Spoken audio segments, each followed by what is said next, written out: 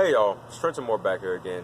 And today I'll be discussing a phrase that we have said for years now. You know, a phrase that's been around for quite a while, and a phrase that many of y'all are actually familiar with. And you're probably wondering, Trenton, what is that phrase? You know, you're repping the American flag, you're wearing the red, white, and blue. Yeah, you should get it now. What I'm going to be talking about is thank you for your service. Now, I am representing, USA, the United States of America. And usually we say thank you for your service for those that are in environments of war, those that came back from the war, those that may have PTSD from the war, really just those who have served in the war, in some type of military, in some type of army, some type of navy, whatever type of service that is, usually for their country, right?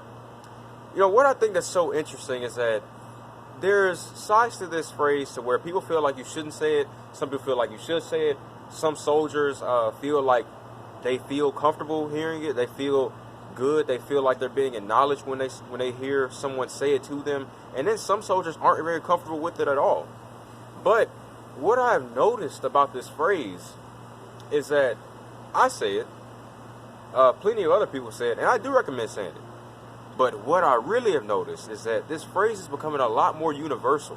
And what I mean by that is that due to the recent coronavirus and the recent pandemic, and I actually made some videos about the coronavirus and my thoughts and my feelings about it. I made a whole series about it. You can check that out if you want to. I'll put a playlist somewhere around here or right there. But what I have noticed is that due to this current pandemic, due to the coronavirus, thank you for your service is something that we can say to so many other people now. You don't have to be a person that has served in the war. You don't have to be a person that has been in the army. You can be an essential worker, and what are we going to say now? Thank you for your service. Because there are some people that can't even relate to being essential workers. One of the main reasons why we say thank you for your service to those who are in the military or army is because we can't relate to them. We don't know what it's like to enter the battlefield, to get wounded. We don't know what it's like at all. I don't know what it's like. So I'm very thankful for those that go out on the field. Personally, I'm 17, I'm a student. I don't even think I'm eligible to do that right now. And matter of fact, I don't plan on going to the army or any type of military. That's just me personally. I don't plan on doing it. So I highly respect those that do, And so I definitely encourage you all to feel the same way. Think about those who are in your country. And because every country has some type of military force. So think about those who are in your country that are serving. Are you thankful for them? Think about that. Have you thanked anyone before? It's optional, but hey, I suggest you should. And like I said, what's so interesting now is that you can thank essential workers now for their service. You can thank, and it's not the fact that you never could, it's just the fact that we never acknowledged how important essential workers really were.